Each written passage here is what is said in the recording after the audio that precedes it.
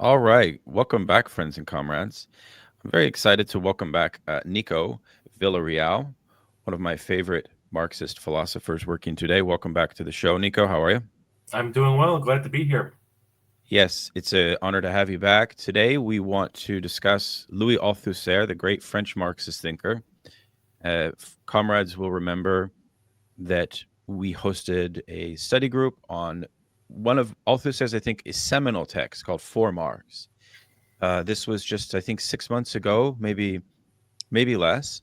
Pretty recently. Y'all can check that out on the YouTube page. And Althusser, I think, in contemporary Marxist thought and practice, is a sort of inescapable and sort of an essential figure to grapple with, to wrestle with. He is his orientation is what is known as structuralism. A lot of contemporary Marxists have been quite split regarding how we deal with the legacy of the Althusserian framework, its orientation, and its legacy. I'll just reference a couple things from my own work, and then I'm going to invite Nico to talk about his Althusser, in a certain way. And he's done quite a lot of work on Althusser, and I think even in our first conversation, we also focused on Althusser. That's all good. So look, I mean, for me, I recently am, publishing this paper with Lacan Inc. and with Logos Journal, which is actually based in Russia, that was coming out of a conference that I did on the legacy of Althusser and psychoanalysis. And in my piece, one of the things I tried to put forward is that in the kind of theory of ideology as he develops in his mature work, the Ideological State Apparatus essay from the early 70s, what we find here is a kind of fatalistic idea of subjectivity that does not adequately think freedom, in short, is my argument. And that is actually because Althusser is too Lacanian, in my view.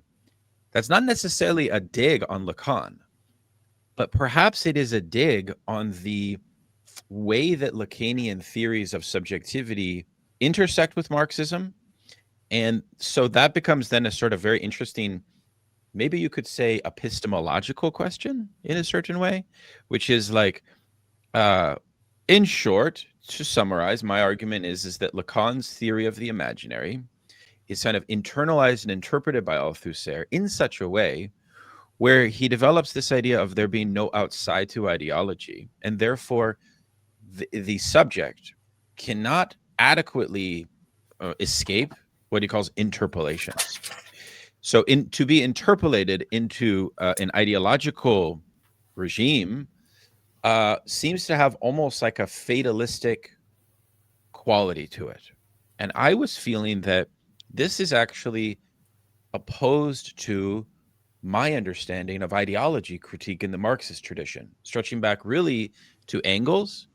Engels had this idea of ideological power from below, and I brought out several case studies of the proletariat during World War One, of different struggles in South Africa, and I tried to apply the Althusserian approach to overcoming interpolations, and I tried to show that it's kind of inadequate to thinking a true liberation from ideological capture.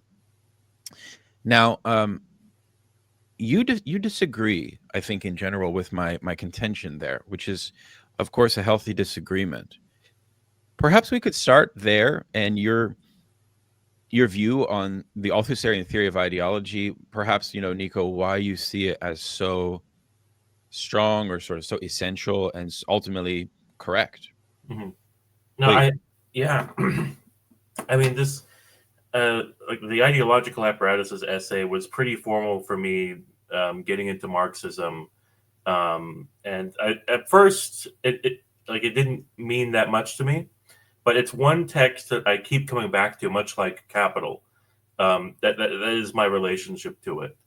And I think that like there is a way you can read it that does like get at the interpretation that you're getting at. I think of like that this is um, like these rigid external structures determining how people think, and therefore like that there is no sort of freedom within that kind of um, operation. But like the idea that like the context of how he's talking about this, that he talks about that the subject is what Plato and the ancients referred to as the soul, and that what this thing that he says that what ideology interpolates us as subjects. It is ideology that turns us into subjects. Is I think very important there because it's not like it shows the extent to which ideology is not something external to us. Ideology is central to what makes us subjects, to what makes us have subjectivity. And this is something that I kind of take a really deep dive with in going into artificial intelligence, all my research on that, because I wanted, where I felt that Althusser was inadequate, was that um, operating basically only on the level of like formal language, not in sense of like just in terms of language, right? Um, and I wanted to look at, well, what is the most general application of this theory? What is the general way of viewing this? And that made me go back to understand structuralism from the ground up, and understand semiotics from the ground up. I looked at Umberto Eco's book, Theory of Semiotics, Saussure's General Course in Linguistics, and those were very helpful to elaborating that. Um, and I think that, like from that perspective, I took it a step further. That I like the negativity of like the human subject that people like Nick Land kind of are opposed to. That this is like his outsideness is like the numinal alienness of artificial intelligence is like something outside of human negativity. Um, and but this is like, but what makes the AI intelligent is the things that it shares with human negativity, because this negativity is actually the found like it goes to the foundation of information theory and its relationship to semiotics.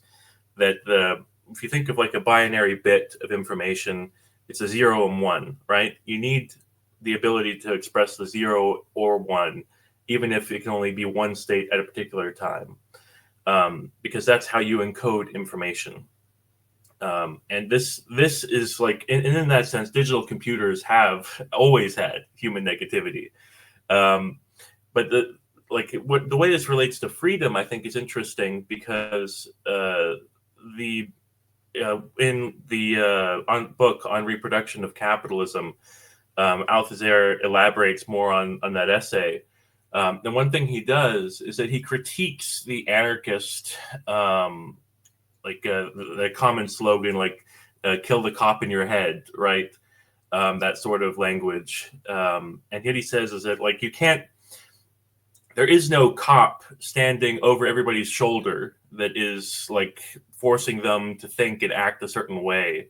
Ideology is like it is constitutive of you, of what you are, and that this is actually a freeing thing. It is not having a cop in your head, because it is like the ability to change yourself is like not regulated. Like there isn't this like apparatus of actually someone who can pull the trigger on you if you like do wrong. Like you can like this is a purely mental problem, not which is like not immaterial. There is like all these material reasons why we think the way we think, including like the laboring of the people who come up with ideology. But it is it is the ability. It includes the ability to change our minds and be like counter interpolated, or just or like to, in the case like the prototypical example that he's thinking of is the way that the Communist Party, as a separate civil society, is creating its own ideological apparatuses. Although he is very careful to say that you should be, as an individual, not necessarily be totally subordinated to that. You should be thinking things through yourself, as like that is the demand that like science places on individuals.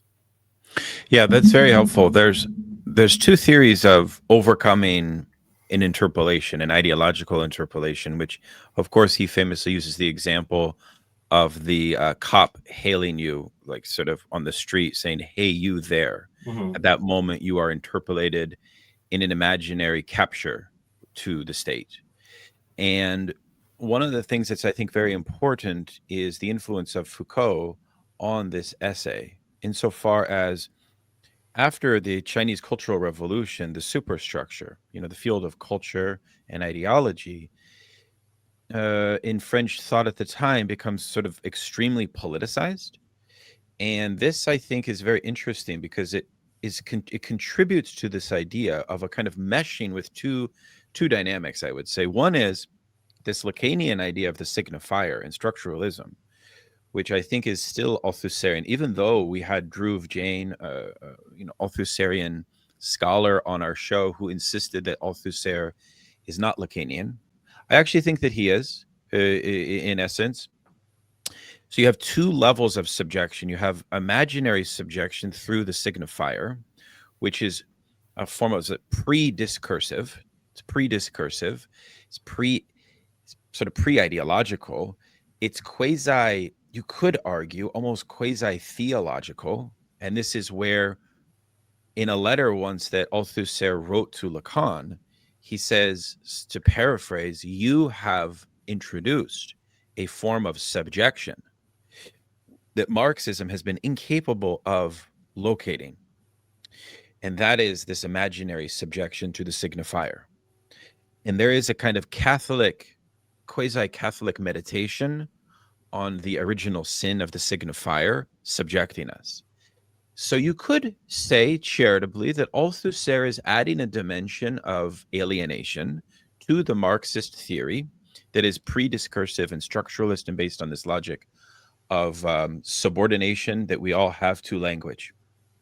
And we'll articulate what that means, and Saussure and structuralism and the primacy of the signifier. We'll articulate that in a moment.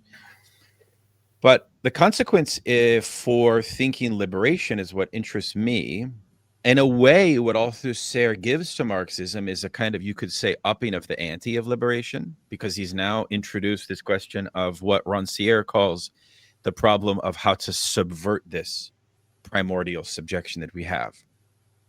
And Rancière, in his book Althusser's Lesson, which I think is one of the most interesting critiques, not so much of Althusser, but of Althusserianism, okay, one of the things he says in there is that the effect of Althusser's discourse amongst Marxists at the time, in the early 70s, was to generate a kind of conception of the worker, okay, based on this logic that Lacan called subversion, meaning that because he's upping the ante on the problem of liberation, the effect is that we get a rarefied conception of liberation in which it becomes the sort of reserve of only a few, if that makes sense. Like, in other words,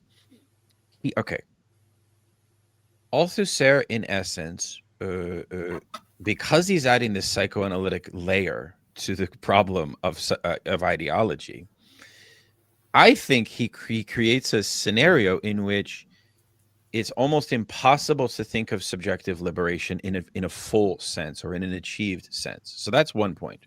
Now, within the literature and within the school of Althusser, one of the things that people listening, I think, should understand is that when a philosopher creates concepts that are truly original and truly novel, the truth is, Nico, they only develop a piece of it. It's left to their students to fully flesh it out. Now, there has been a few Althusserian students that I think have been exemplary in fleshing out the problem of ideology. And one of them is this guy, Michel Peychaud. And I wrote about him. He is a very interesting figure. And he says, look, there's two ways to think the overcoming of an ideological interpolation: disidentification and counter-identification. What's an example of the disidentification?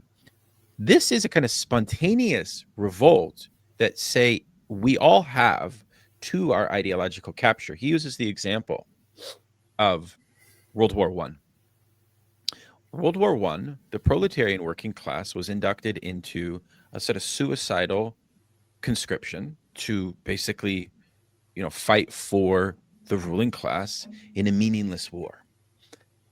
Now, it became a question of ideological contestation insofar as we know that at a subjective primordial level, there's a resistance to this adherence.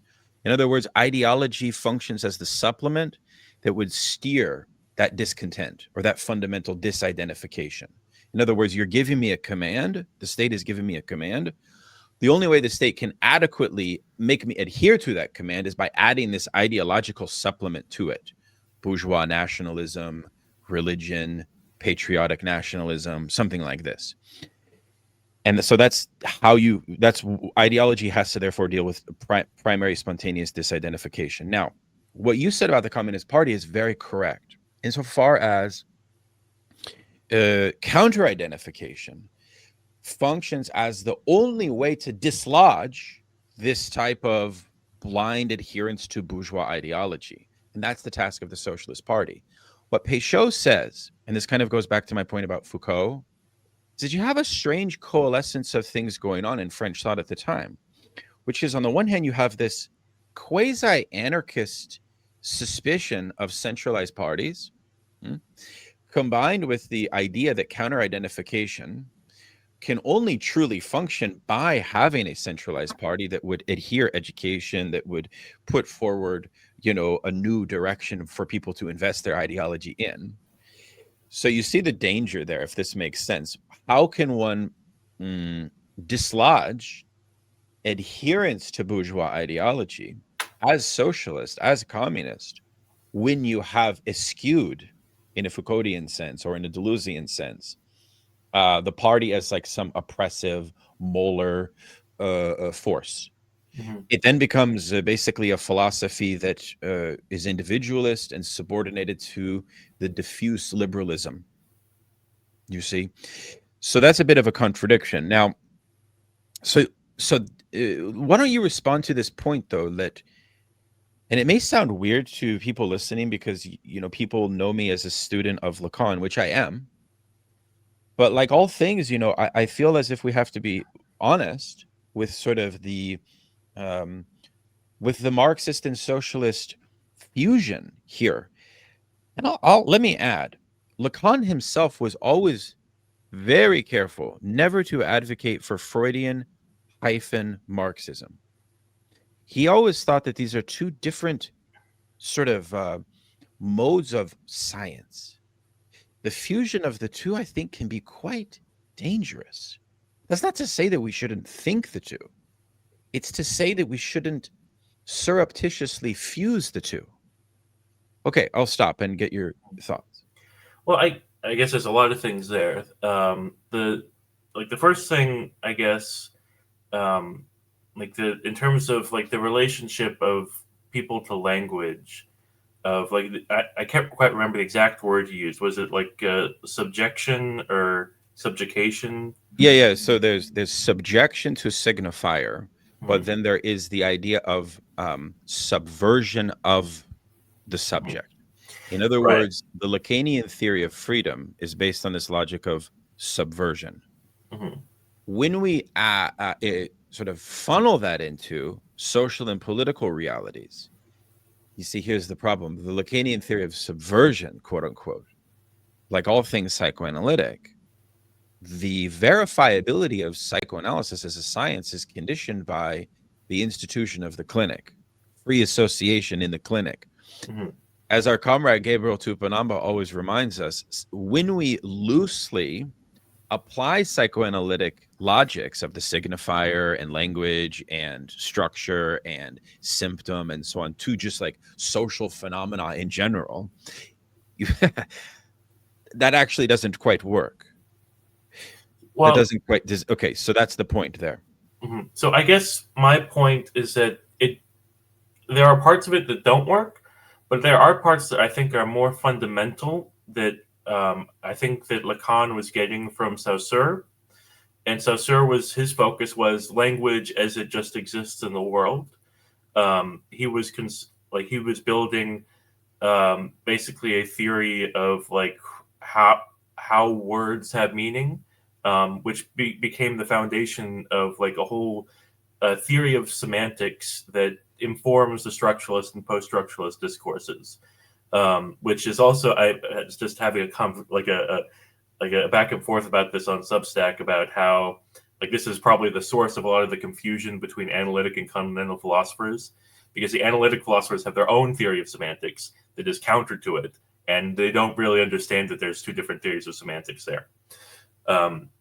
But the thing about this is that like the ability to subvert or like disavow language is an operation of freedom. The problem I have is that every thing like without the ability to articulate, which is to put back into language, to put into words, you can't you still lack the freedom, right? And this is like important, I think, relevant to a conversation you recently had with I forget his name, the guy from One Dime Radio. Yeah. That Tony. he, yes, Tony. This idea of like a spontaneous common understanding from below as this point of opposition potentially, right, to bourgeois society or capitalism, whatever. And the problem I have with that is that it lacks this articulation aspect of it, because that it like everything that we consider like good or even bad, like all of these things, like when people do things that we consider good, that are just, noble, whatever, they are basically doing things because they have a specific symbolic like understanding that like is overriding, that could potentially, and often like the part of it that is impressive is that it is overriding their more base instincts or whatever of like eating or reproducing or being safe, whatever. This is all and sometimes you can take language too far. It can be symbolic in a non-linguistic sense, but it still has that important aspect to it that is that whenever you like you can't just rely, and you get at this, and like the way that you need the Communist Party to have this ability to articulate. And people like Deleuze especially was like totally opposed to orthodoxies, which made him basically, I think, make a lot of mistakes and be and kind of valorize the unintelligible in a sense. Still think you can make sense of what he's saying, but he makes a lot of mistakes that result from this. And basically that's the idea. I think that these aspects of like Lacan talking about semiotics and how like the classic Freudian things of like the correlation between bodily functions and things in our culture and our symbolic universe, that's a real thing that operates on a very fundamental level. And this is also why I put it into my work about AI. No, that's helpful.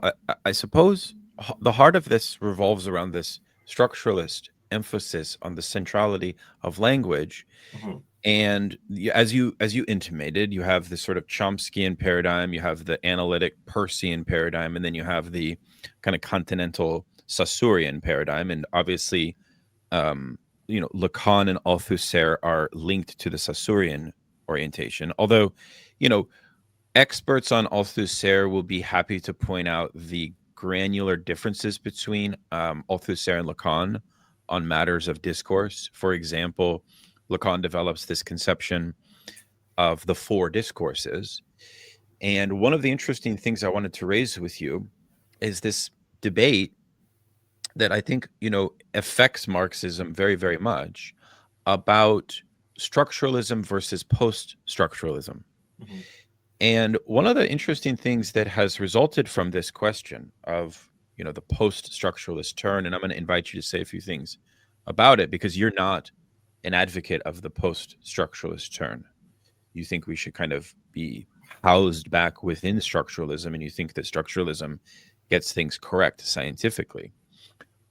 One of the things that interests me about the post-structuralist turn, in my opinion, is that you sort of see almost like a doubling down on this affirmation that the theory of discourse, I mean, even for thinkers like Foucault, the theory of discourse replaces ideology. And in a way, we can develop and derive an account, according to post structuralism, of social reality as sort of subordinated to a theory of discourse. We see this with Laclau, Ernesto Laclau, and Chantal Mouffe.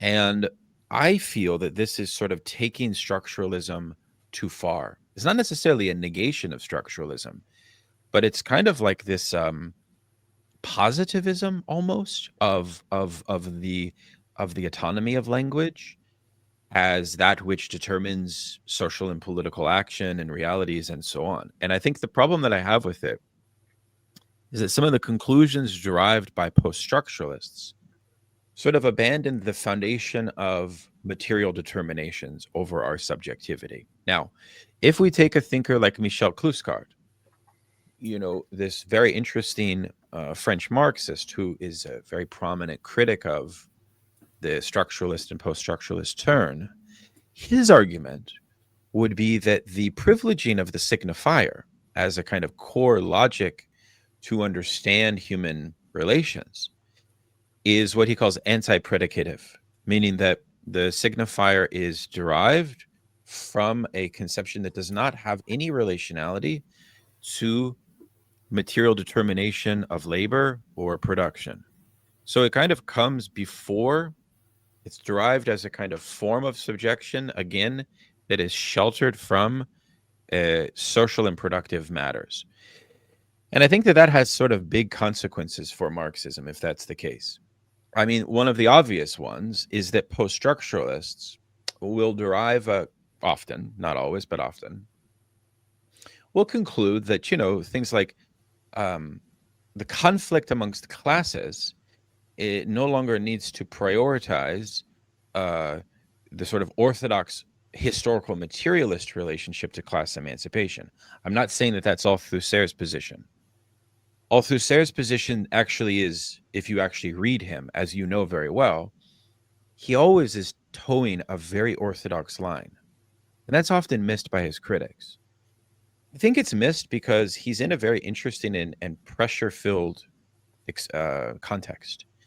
He's in between the repression and the censorship of the Stalinist party and the kind of école normale supérieure sort of elite students that he's training, who themselves are moving against Marxism, right?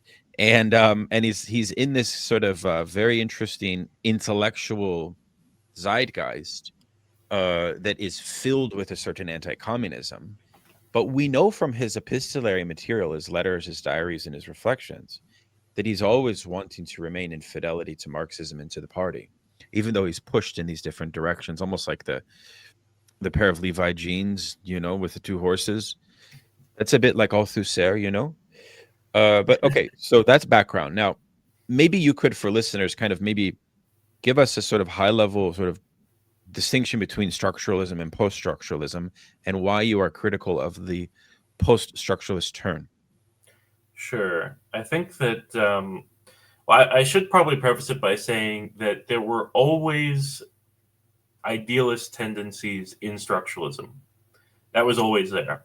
Because when you have the idea of the structure as like a collection of signs and the pattern, how you place that structure in as a determining force within society or politics, that is up to your interpretation.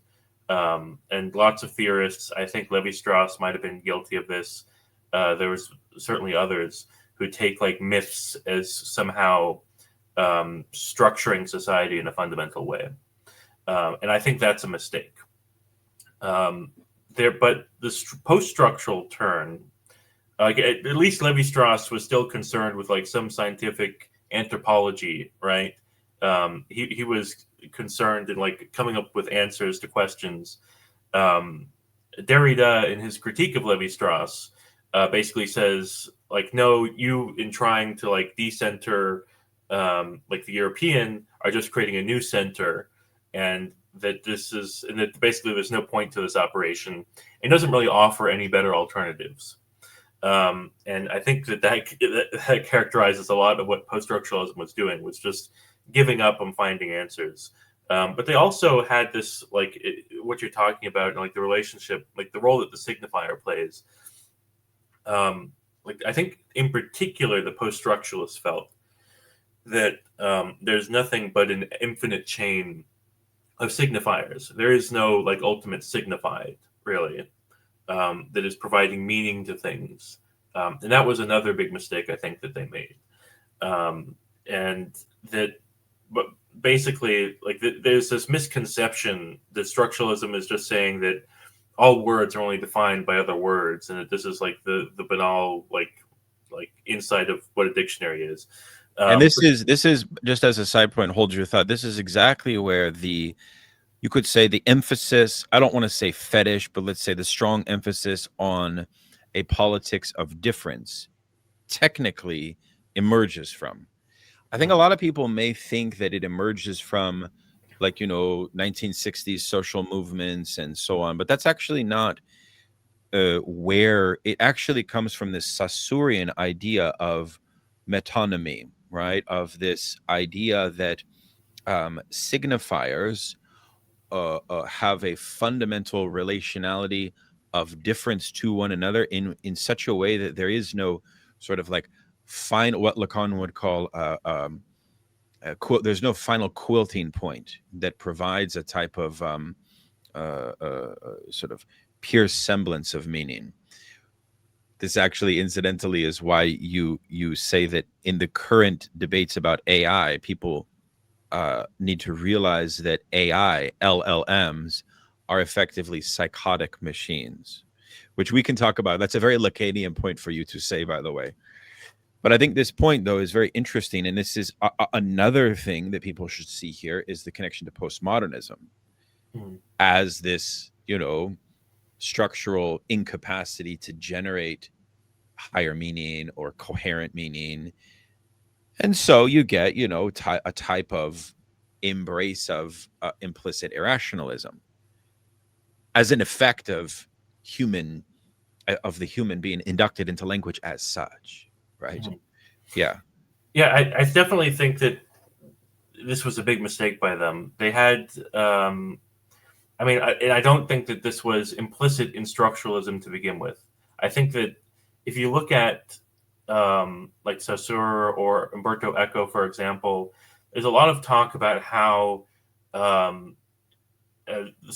like you create like signs from cutting up a continuum of reality, basically. For example, the color wheel, things like that. That the relation, like the meaning of a particular signifier, is determined by its relationship to all the others and how they relate to this continuum that is like objective in reality. And in my own work, I've referred to that basically as first order signs. It's signs that refer directly to things. They still have this relational logic, but it's not this like endless chain of signifiers that the post-structuralists are concerned with. Right. And this is important because once you like forget all that, then you really get into some absurd things. I mean, like Derrida's notion that there is nothing outside of the text. That's just on its face wrong, for the simple reason that in order to have a text, you have to be separating out some like pre-existing medium, some material thing, in this case, like a book, like that. The existence of signifiers points to something beyond them whenever they exist, because they are built out of this this existing continuum. And this is something that was totally lost with the post-structuralists. And it was also this is my big problem with like where the humanities have gone, that they've had such a big impact on the humanities that people forgot like these more fundamental things about structural linguistics, that language, actually like existing language, was meant to be the scientific object of structural linguistics and structuralism. And this was also the main point of Leif Weatherby's book, Language Right. Machines. And the humanities by focusing, like by turning this into like a metaphysics of infinite signifiers, and like this purely like language detached from this thing that it emerges from, is that like it loses all of that scientific status. And it's so ironic because these people, even like the early post-structuralists, were closer to understanding what like LLMs are and how they work than the humanities now, who are totally ignorant of these things going on in artificial intelligence, and are totally unprepared to understand them on a scientific level. It just bred a huge amount of ignorance in the humanities, I think. So, do you think that artificial intelligence at this moment in time, LLMs, and these sort of large scale AI machines are close to producing something like a subject or subjectivity? I think in your review of Weatherby's book, you at this point have a strong disagreement with him on this point. So could you talk about that and also introduce this question of psychosis and AI? I found Mhm. that to be quite interesting. Sure. So I do think that they are a type of subject. This was the topic of my recent essay collection, "A Soul of a New Type," which is referring to the LLM, to like the to AI, because of the connection that Althusser made between the subject and the soul. And the reason I see LLMs as subjects, they're not like human subjects right now, but they do share this ability to be interpolated. This is what people are doing every time they prompt an LLM chatbot. They are interpolating it into a specific position within a semiotic field, which is also what Althusser was talking about. With if you know the framework of structural linguistics, that is basically what he was talking about. Of when the policeman calls, "Hey, you are transformed in your position in a semiotic field into those specific connections that are being made in that statement." Um, and this is like important for like whenever you're present an LLM with a certain context, you are shaping, like if it has a persona, you can interpolate them not to have a subject. This was an interesting thing about him. Um, when you do that, when you prompt them, you're shaping their context in a way that changes their positionality of within all the things that they know. Like this is the point of view that I am now responding from, or whatever. Um, and this is important because it like this one, it gave me a lot of insights into how this process works for humans. Now, obviously, it doesn't work the same, and there's important ways that Lacan showed me exactly how it doesn't work the same in a very important way. Because Lacan was all about, and he doesn't say this explicitly, but I got it like from thinking a bit about what he was saying, um, was how like the bodily functions shaping our experiences and all that, and Right. our particular traumas shaping like all the things that we know, and like the basically what I got from it was that um, the sense, the self that we have is not just like an arbitrary point in some neutral semiotic field. The self acts back on the things that we know, and it warps and shapes that field. Um, because when you have a certain desire or a certain trauma, it focuses your attention on the things that you're seeing, and so the things that, and therefore shapes what you know. So when like the vocabulary of an LLM is feels a little weirder than ours. It doesn't quite feel like it's coming from this particular point of view, this persona that they have, because it's not. They've learned neutrally this whole like our whole material culture and language, um, but they did not learn that from a particular point of view. They're just adopting a certain point of view at that point in time. Because humans like learn through from a particular perspective, um, we are individuated consciousnesses, subjects, an LLM can be a subject, but is not individuated in our way.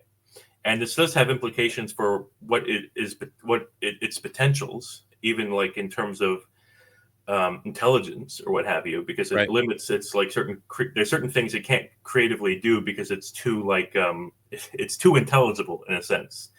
Well, it's also seems to me that, so if we take Lacan's theory of the mirror stage as the kind of introductory establishment of the ego, where the sort of general overview of the mirror stage is sort of as follows, which is that at about 7 to 9 months, the baby looks in the mirror and associates an image of itself with a conception of imaginary wholeness. But that conception of imaginary wholeness is based upon a kind of identification to the caretaker and how the caretaker imposes that imaginary signifier onto the subject. Without that moment of identification that's mediated through the caretaker, through the parents, it doesn't have to be biological parents. If you're an orphan, it could be just a caretaker. Without that, the subject is effectively a kind of erogenous polymorph, what Freud calls polymorphous perverse. They would be incapable. That's what the ego is. The ego is that which transcends polymorphous perversity by affirming my identity as a whole subject.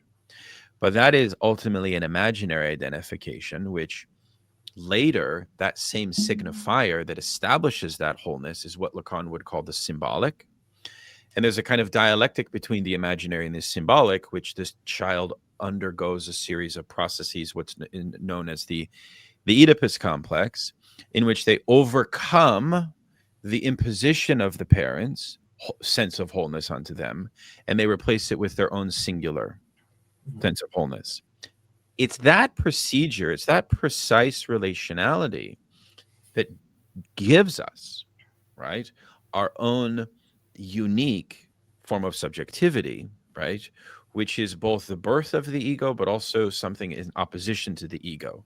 Keep in mind that Lacan, what's so novel and radical and militant about Lacanian psychoanalysis as a method is that it's opposed to ego psychology. Lacan's fundamental point is that this imaginary wholeness is precisely what therapy, or not therapy, but what psychoanalysis, the talking cure, can transcend for the subject. To overcome egoism is the goal of psychoanalysis. Now, would an LLM be capable of this dialectic between imaginary and symbolic? Would an LLM be capable of this conception of its own imaginary? Might be one interesting question. Because keep in mind this, that whole thing I was saying about the shortcomings of the Althusserian theory of liberation because it's so tied to this idea of the imaginary. I mean, this is one of the huge debates in Lacanian thought as to how subjectivity, because you see that imaginary construction of the ego is so fortified that the Oedipal process, and this kind of links to the theory of psychosis, for a psychotic, right, they have foreclosed, Lacan says, a fundamental signifier, what Lacan calls name of the father. They have foreclosed that, and they have remained trapped within this imaginary. And then Lacan does this very interesting thing vis-a-vis cybernetics, and he tries to show that within the coordinates of both the imaginary and the symbolic, you have kind of like this Hegelian master-slave dimension. And he actually thinks that Kojève's theory of the master-slave from phenomenology of Hegel gives us the kind of structure of the imaginary, right? And the ego, which is this like fundamentally aggressive zone of human reality. And the symbolic is sort of like a transcendence of that, right? The symbolic is that which was initially mediated by the field of the other, but then the other has like a small other, but then Lacan says there's another layer to the other, what he calls the big other, which is like the overarching sociality. So for me, this kind of movement of the subject and this dialectical theory, I could just never imagine an LLM having that thing. And it's also why I think one of the Like, first of all, let me say a lot of psychoanalytic theoreticians are totally lost about LLMs and AI. They don't know what to make heads or tails of, right?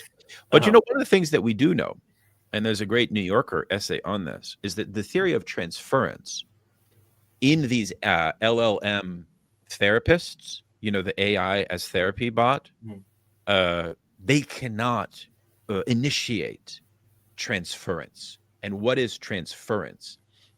Transference is this form of identification with your analyst in which you replay that aggressive zone from the ego as a form of struggle to sort of it's like a violent form of identification, often, not always but often, but it's also a form of loving identification, because Lacan's whole point about loving identification is that love and hate have a kind of inextricable, they're interwoven. And so what I'm trying to say is that I think a lot of people now are saying this is the one blind spot or impossibility of LLMs from ever being able to truly initiate transference with the subject. Now, So, why? Like, that's my question. Like, why would that be the case? Or maybe well, you I disagree. well, I would agree. I would agree there, and I can probably explain why. But I would like first I should probably premise in saying like how I kind of treat my use of Lacan here is that I'm not trying to exactly copy or like transpose his like archetypes and processes into um, this language of semiotics exactly.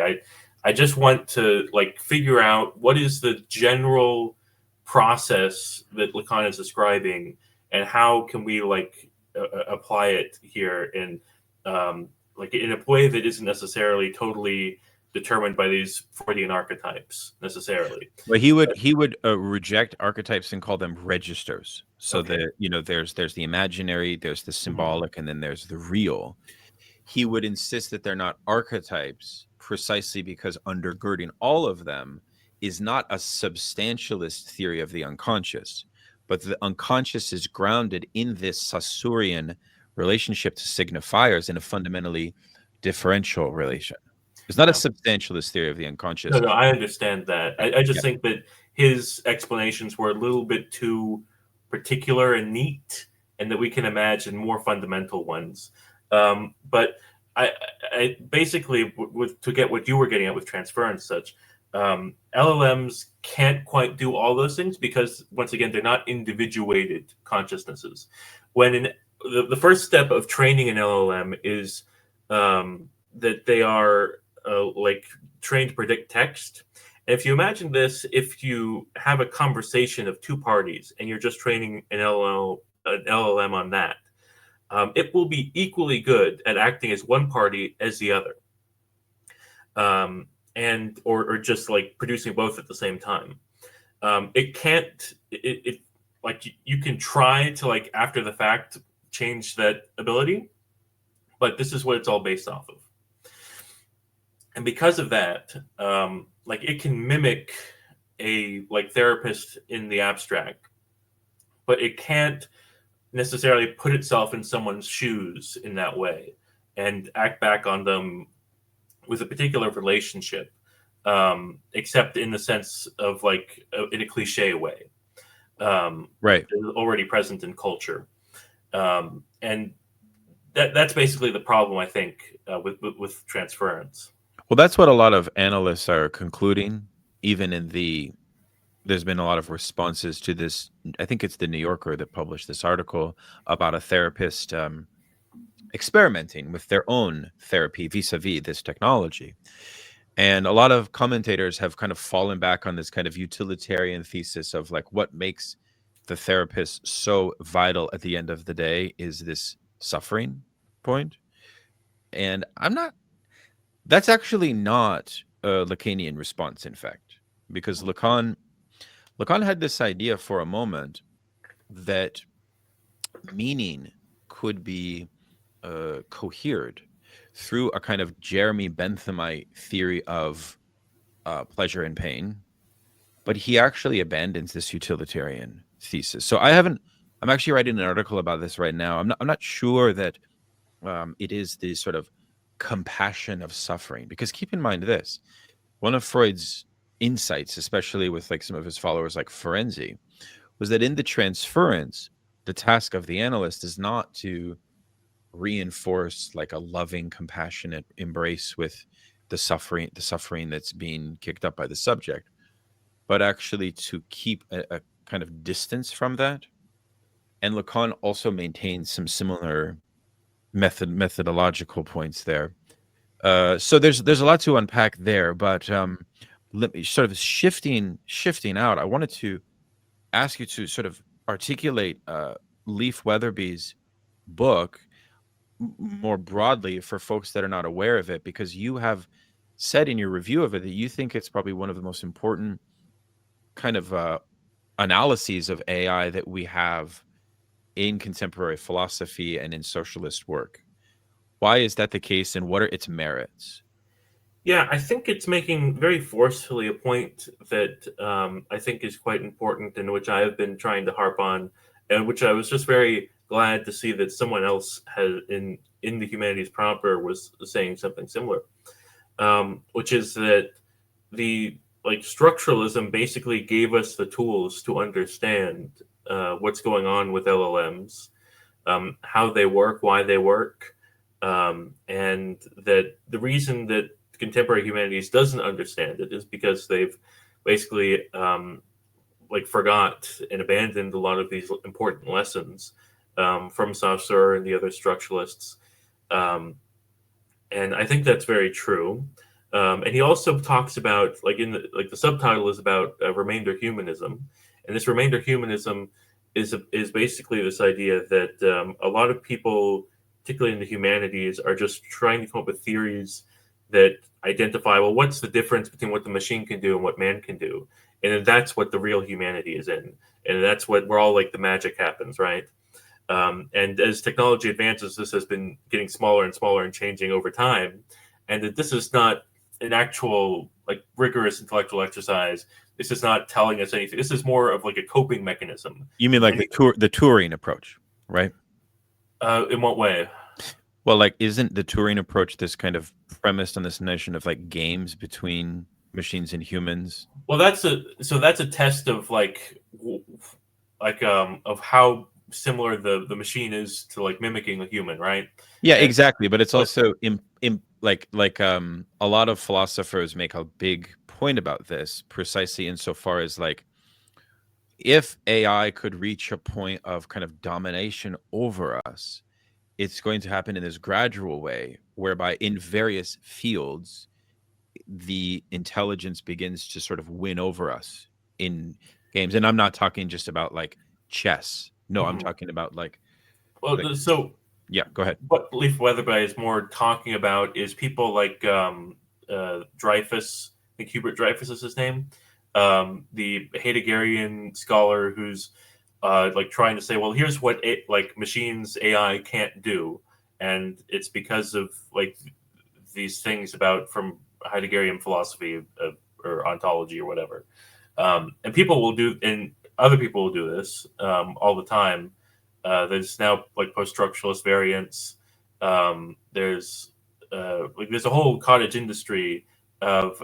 There's even the what was that, Ted Chiang or something, the famous sci-fi author, came out with a similar sort of essay saying about like, well, because the AIs lack intentionality, they're not really doing what humans are doing with language. In other words, in a colloquial sense, the imaginary is kind of like the Terminator.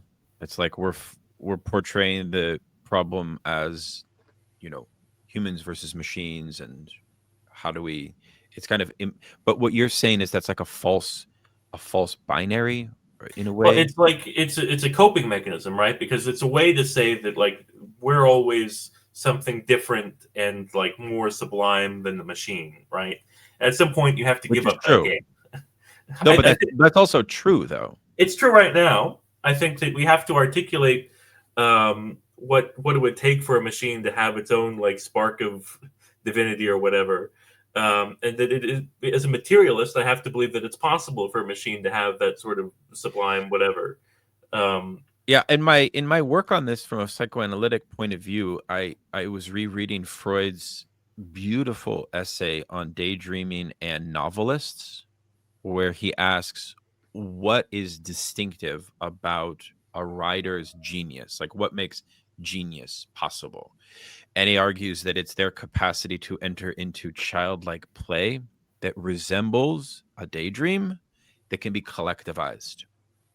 It's a nice formula, Mhm. right? But then that theory of daydreaming, like in other words, the novelist, like Shakespeare, has this like collectivist capacity to develop linguistic metaphors that describe shared forms of social reality, right?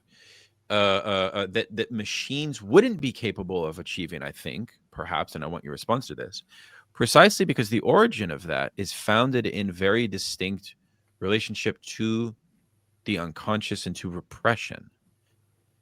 And so ultimately, the psychoanalytic view would argue that along similar points to this sublime point that you're making is like human novelty, especially in the field of art and humanities and poetry and philosophy and so on, cannot be displaced precisely because of this unique constitution that we have as unconscious beings, Mhm. the repression that that engenders, but also, and I'm not going to go in some Jungian collective unconscious, but it's slightly different than that. It's like a more rational theory of uh, collective social reality is still affirmed, I think, by Freud here. So, what would you make of an argument like that?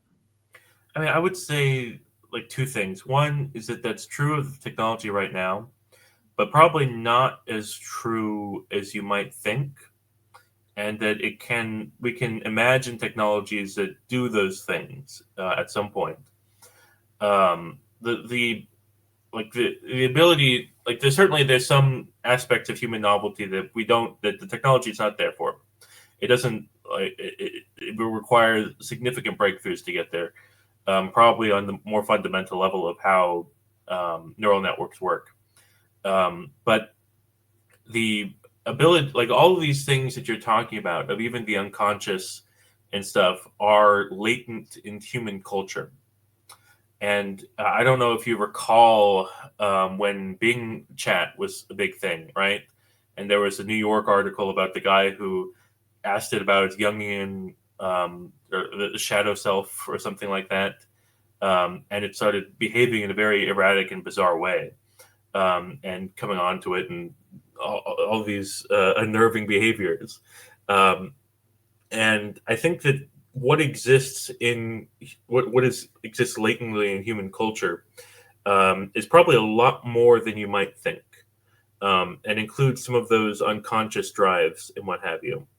And that the AI, like this, what we're getting with ChatGPT and stuff, is very sanitized because they do post training on with human feedback to make sure that it doesn't act like Bing Chat ever again. Um, Hmm. Effectively, like a kind of demonic sort of, is that the idea, or sort of not? Well, not maybe that's the wrong concept. You're uh, laughing. a lot of people, a lot of people are talking about this idea of AI and demons, and yeah. Uh, it's extremely silly. Well, I think that wasn't Nick Land one of the big people behind that originally with the CCRU. Yeah, the, Um, the Lemurian Time War.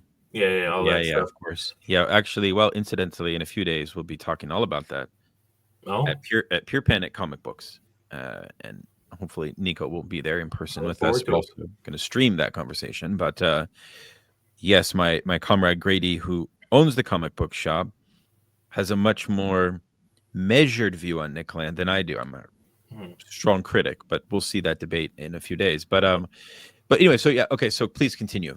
Well, I mean, this is like Land is relevant here. I think, as Yeah. I was mentioning him earlier, Land believes that like AI is an alien thing. It's nominal. It's totally external to human reality, and it's going to explode everything because of that. And I'll actually have at some point I'll release a thing critiquing this in depth, because his misreading of capital that he gets from Miss Deleuze is been an utter disaster. It's totally wrong, because the things about capitalism that also make it exponentially grow are also the same things internal to humanity. It's this technical scientific knowledge. It's not the MCM cycle, which is not a positive feedback loop, as he suggests. That's not how that works. Uh, but in terms of AI, like in like this, the fact that that we can think of an LLM as a semiotic field, I think is important. That it is what kind of gives it a certain, like it is a subject in a certain sense. It is not like a subject like you or me because we are individuated people, but it like you can interpolate it, which is what Althusser said. You can ideology interpolates us as subjects. If you can interpolate something, it's a subject in my definition. Yeah, that's very, very compelling. I think I have my own critiques of Land. I think that well, we'll table those, but I also Sure. think that there's no can. He has a very naive conception of this magic of an unregulated flow of capital, as if Mhm. there's no necessary mediation from the political. When I think the whole origin of capital is based on the class relation, which is disappeared in Land's conception of capital.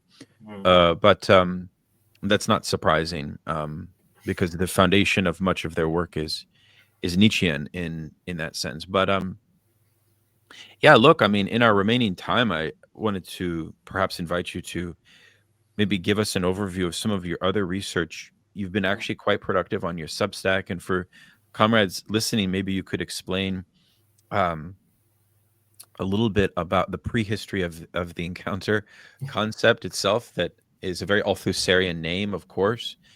It comes actually from the later work of Mhm. Althusser.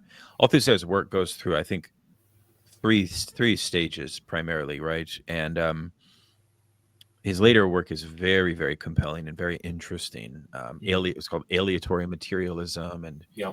not exactly post-structuralist. Would you call that a post-structuralism, though? No, I think it's more like a structuralist response to post-structuralism, basically. And What is the best book for comrades to understand and get a feel for this break between structuralism and post-structuralism, which we've talked about? Would you oh have like a couple recommendations? I know you mentioned the Umberto Eco, but that's really more about structuralism, right? yeah, like do you mean like of the post-structuralist breaking from structuralism, or like something that just like kind of bridges that gap? I suppose both. I'm just trying to Hmm. sympathize with the listener who is kind of just coming at this relatively fresh. Yeah, I just want to kind of give a comradely, accessible openness to them. And sure. yeah, I think that so Derrida's essay, uh, what is it like something sign and play in the human in the social in the human sciences. yeah, Um, uh, I'll send you a link to the proper name. sure. Is the essay where it goes against Derrida or goes against Levi-Strauss and kind of establishes post-structuralism as like a movement. Um, I really enjoyed the Poetics of Primitive Accumulation, which is one of those works that kind of bridges this divide between structuralism and post-structuralism. Definitely inspired a lot by Althusser. I definitely think Althusser's later work, the Philosophy of the Encounter, is an absolutely essential reading. It was like after the ideology essay, that was my big introduction to Althusser, and it was the first work of philosophy that I wholeheartedly felt like, yes, this is it. This is, and I've been, and it's where I get a lot of my key concepts about theory of the state and history and stuff. And so I was inspired to like, well, an encounter is basically just like this point where like two tendencies merge and create something totally new. Like when a structure fails, they're basically saying that you can't predict what happened, like what the structure is next from within that structure, Right. and the encounter creates something totally new. This is the idea of structural causality for comrades, and it's very important. It's something that he develops in For Marx, but then elaborates throughout his career. Just as a reference point for comrades, we're doing a study group on the Lebanese Marxist who was trained in France and is basically an Althusserian theorist of underdevelopment and colonialism. And he wrote this very interesting text called On the Colonial Mode of Production.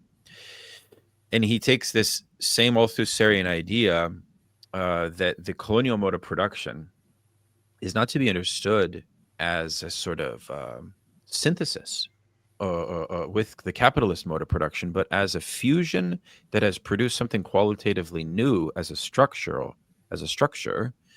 And the consequence from that has like a very particular practice that must be enacted by the working class that is subordinated to that structure, that colonial mode of production. Because after all, the whole theory of revolution in a Marxist vein is a theory that is predicated upon revolution having a transition from one mode of production to another.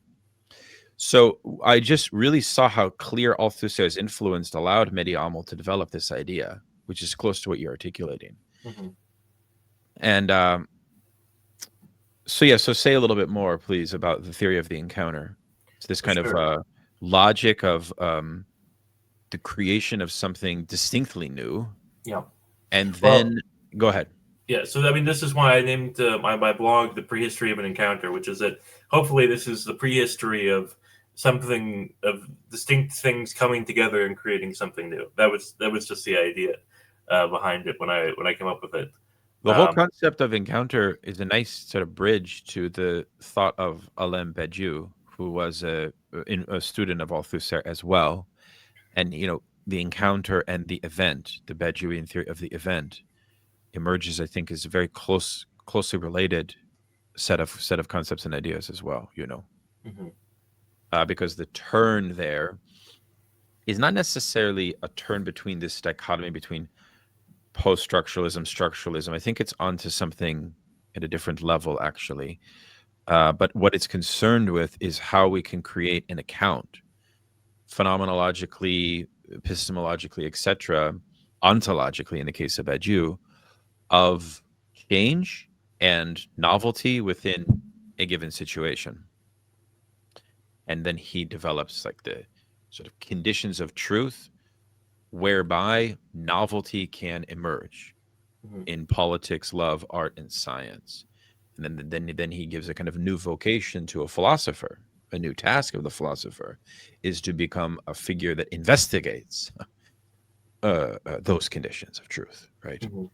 So it's both a theory of truth as well as the theory of the production of novelty. It's very, very compelling. I don't know how much Badiou that you have read or out of I have not read curiosity. very much at all. I'm sorry. Well, he's the Platonist, right? Um, Correct. so Yeah. I think I did read a little bit of his stuff on Plato. Um, Yeah. He translated the Plato's Republic. mhm, Yeah, I wrote a review of it. It's very interesting. What he mhm, calls a hyper translation, mhm, which means that he takes the Platonic idea of the form so seriously that he can interject figures into the dialogues of Plato that are transhistorical. It was very Well, interesting. just to like give an example here that relates back to the conversation that we were having about what like an encounter can look like. Like in my essay on delusion in cyberspace, um, Oh yeah, I that was a cool essay. Yeah, that was very oh, cool. thank you. I bring up this observation from Lacan that he says that no one goes mad just because they want to, basically. Um, and the problem is that empirically living today, that doesn't seem true at all. People go mad all the time because they seek it out, because they want to, because they're posting too much, or they're talking with their chat bots and get down these various rabbit loops because it's affirming their certain specialness or whatever. That wasn't what I had in mind when I wrote that essay. People came up to me afterwards saying I had like LLM, like chat GPT psychosis, and this describes what I was going through. Hmm. um, and then there was other examples, people describing like that experience of chat GPT psychosis where it was like affirming their specialness, their like uniqueness or whatever, and feeding all of their biases, right? um, and but the point is that for Lacan, that observation was like an empirical fact, and it needed like a structural explanation or what have you.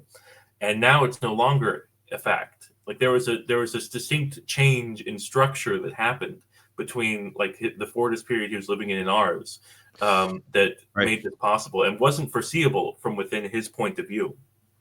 Yeah, I tried to articulate this in my first book. Yeah, it's one of the great benefits that psychoanalytic thought can give to Marxist historicism and to historical materialism by providing a kind of account of the way that the capitalist system can undergo a mutation and transformation in modes of authority, right? Mhm. That affect the sphere of the superstructure, culture, ideology, but also sexuality and the family.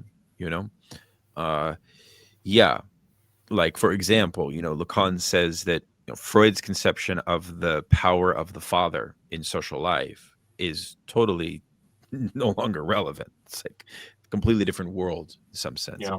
So what psychoanalysis allows us to do is make this kind of micro account of culture and power dynamics, in ways that Hmm. allow us to historicize changes within those fields. Right? It's Yeah. very powerful. But look, so thank you so much for coming on and for this conversation. I just want to encourage folks to check out Prehistory of the Encounter, to read Nico's work, and to subscribe to his Substack as well.